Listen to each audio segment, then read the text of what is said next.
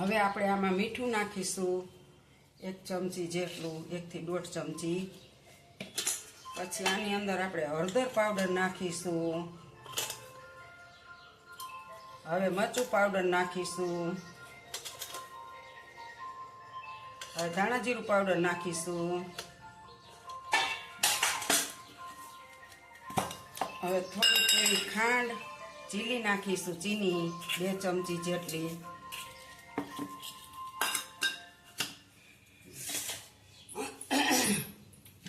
નાખીશું. હવે એને મિક્સ કરી અને પાણીથી કણક બાંધી લેશું. હવે બફાઈ ગઈ છે. હવે આપણે આને દાળ ઢોકળી કરવી છે એટલે આપણે સેલી કરવા તપેલામાં નાખવાની છે.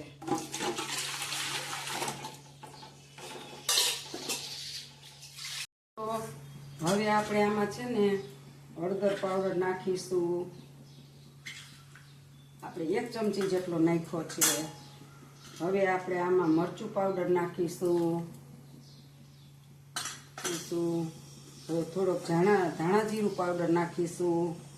હવે સ્વાદ અનુસાર મીઠું નાખીશું, કારણ કે આપણે લોટ બાંધવામાં નાખ્યું છે, દાળ બાફવામાં નાખ્યું હતું, એટલે અત્યારે આપણે માપે નાખી, પછી જોશે તો નાખશું. હવે આની અંદર આપણે થોડી ખાંડ નાખીશું, 2-3 ચમચી. ત્યારબાદ આપણે એમાં લીમડો નાખીશું. પછી આપણે એમાં ટમેટા નાખીશું. મરચી નાખીશું, ઝીણી 3 આપણે લીધી હતી, સુધારી છે. અને આદુ ખમણેલું છે, આદુ નાખીશું.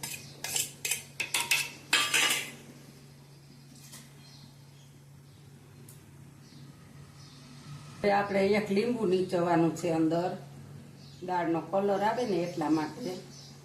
પછી જેમ જોશે એને માથે નાખવાનું. બહુ ખાટી નથી ખાઈ શકતા અમે.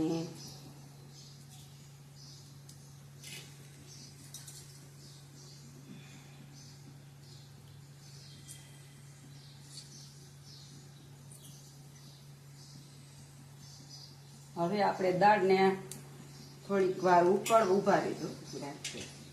અલગથી બાફા છે એ નાખીશું. અને હવે આપણે દાળને ઉકળવા દેશું. પછી આપણે અંદર ઢોકળી નાખીશું, પછી વઘાર કરીશું. હવે જો આપણી દાળ ઉકળવા આવી છે, હવે આપણે આ ઢોકળી એમાં મૂકવાની છે. બધી વણી છે એ.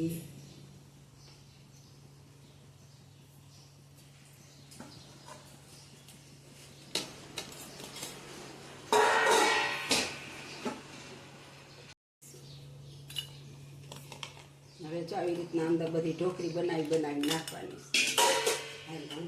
કરીશું. વઘારમાં હવે આપણે તેલ મૂકીશું. દાળ ઢોકળીનો વઘાર કરીશું. એમાં હવે આપણે તેલ મૂકીશું. તેલ આવી જાય એટલે આપણે એમાં થોડા મસાલા નાખીશું.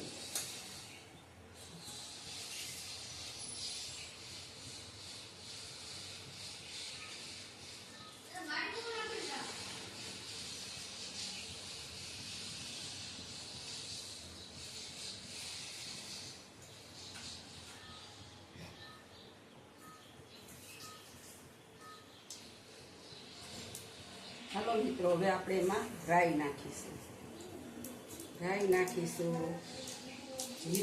જીરું નાખીશું. પછી આપણે જો લવિંગ લીધા છે, આ 5 લવિંગ નાખીશું. બાજુ નાખીશું. પછી આ જાવંત્રી છે આપણે એ નાખીશું. પછી આ તજ નાખીશું. આ તમાલપત્ર નાખીશું. સુકેલા મરચાં નાખીશું.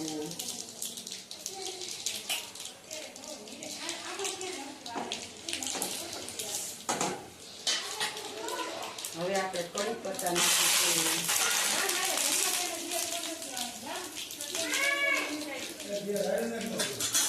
હવે આપણે 1 ચમચી હિંગ નાખીશું. થોડોક મરચું પાવડર નાખીશું વઘારવામાં.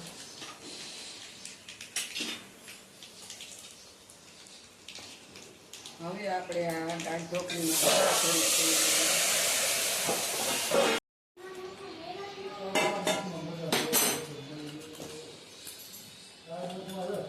આપણી દાળ ઢોકળી તૈયાર થવા આવી છે. હવે આપણે આના ધાણા ભાજી નાખીશું.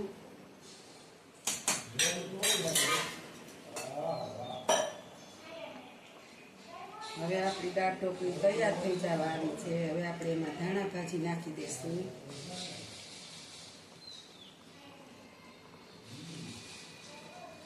વઘાર બનાવેલી મસ્ત દાળ ઢોકળી તૈયાર છે.